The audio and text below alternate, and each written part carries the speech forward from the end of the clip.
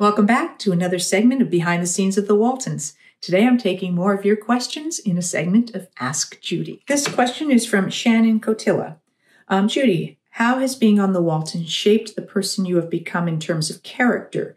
Was playing a Walton on TV life altering in the sense that you feel you picked up on any of the values conveyed by the Waltons?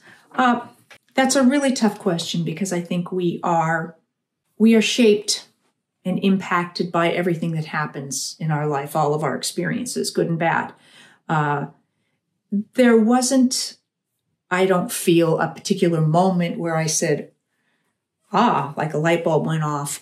Because, I was raised to understand right and wrong and be a person of integrity and truth and try to be a good person. I had those kinds of examples around me. So I feel like being part of the Waltons, certainly it was wonderful to be part of all those stories and to see that cohesiveness. And I came from a small family and grew up in the city, so there was a charm to that idea of a bigger family and really tight, supportive family that was always there for each other. My parents divorced when I was young, so that wasn't the family life that I had, although I am close to my brother and sister. What I think impacted me more was the real life experience of doing that show and how that changed my life. All of the cast members who are like a second family to me, that has certainly impacted my life. The opportunities and the doors it opened being part of a hit show for 9 years, how it helped launch my career, how it gave me so many future opportunities to travel and have experiences and do things I don't think I ever would have had the chance to do.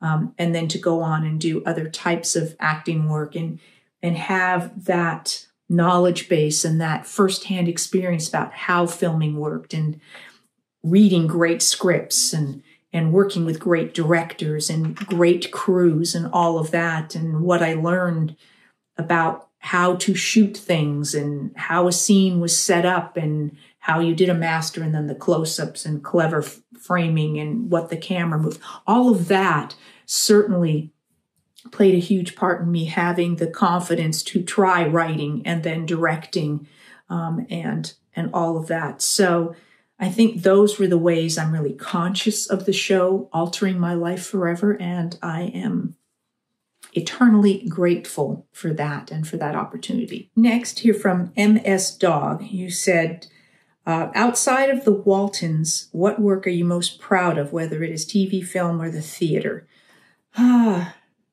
That's a really tough one. Thank you for asking that. Of course, I was very proud of the Waltons and that work. I think sometimes things that were different and more challenging for me when I first started doing musical theater, getting to do Annie Get Your Gun, playing the lead in that, was very challenging and something that I was very proud of. I felt I was well suited for the role, and I was pleased with the way it finally came out.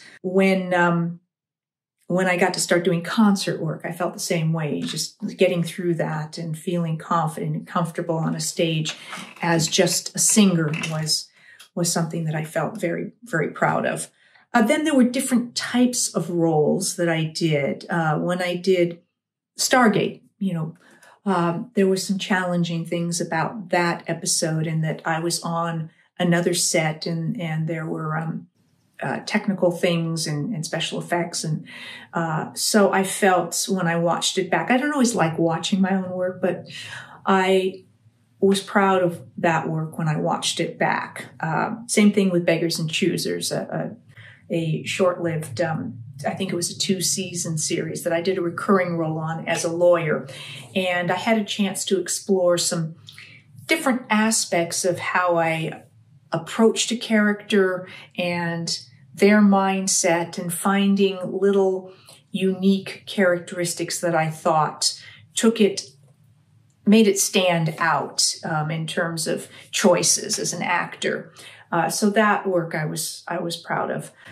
When it came to things like directing, just having that opportunity to direct, and the work that I did on the series in Canada, Bluff, We were under terrific time constraints, and we had to reshoot some things at times, and then we dealt with weather issues, and so it was all crammed in, and it was always a crunch and always moving. And it was my first time directing, with an actual crew and not just a little sort of learning experience where it didn't really matter, but there was, people's money really on the line on this. And so I was really proud of that work, and that I think it looked very professional. So that I was proud of.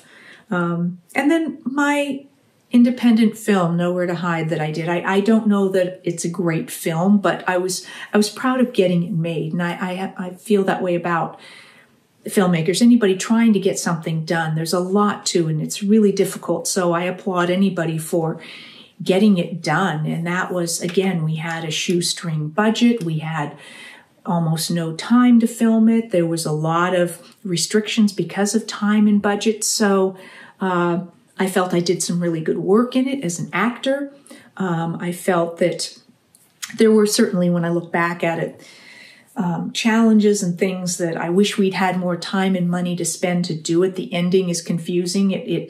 I don't think the director fully understood what the ending was supposed to be. And then we had trouble because we lost a location, so we couldn't finish what we were shooting. And there wasn't the budget to go do another day to fix it. So I know people who've seen the film have said they were very confused by the ending, and I understand. And I wish if I had the footage, I'd be inclined to go back and re-edit it. But I don't have the footage.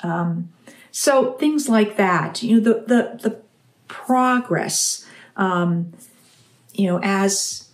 a performer, as someone in the arts, to go and explore new areas. The first time I wrote a play up in Canada for a theater production. So my very first foray into that, and sitting in the audience opening night and hearing people laugh.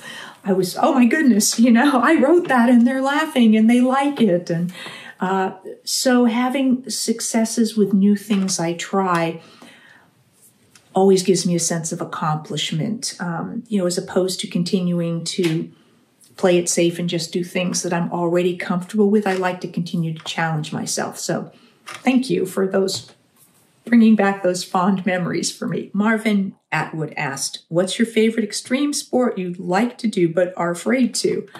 I don't know that I have something that I want to do that I'm afraid to. Some of the things I'm afraid to do, I don't want to do, like rock climbing. I don't want to do it, bungee jumping, I'd probably try. I guess you can consider that an extreme sport. It would be scary for me because I don't love heights, although skydiving didn't. It scared me in the beginning, but then I got really used to it. One of the things that I was really scared of that I have subsequently done was cross-country jumping. I've ridden and jumped horses since I was 15, but that idea of being out in the open and jumping over solid fences and, what if the horse gets away from me and what if it bucks and I get thrown off? All those kinds of questions and things that can happen when you're riding had kept me from having the nerve to try it. And last year I finally tried it and I've been enjoying it. I haven't done much of it, but I look forward to just like on a really, really beginning level. So just small things, small fences and stuff, but I've been having fun with that. So thanks for asking. That's what I have for you for this segment of Ask Judy. If you're enjoying these, please do hit like and subscribe. And I'll see you next time for more behind the scenes of the Waltons. And I'll be back with more of your questions in another segment of Ask Judy. Thanks for watching.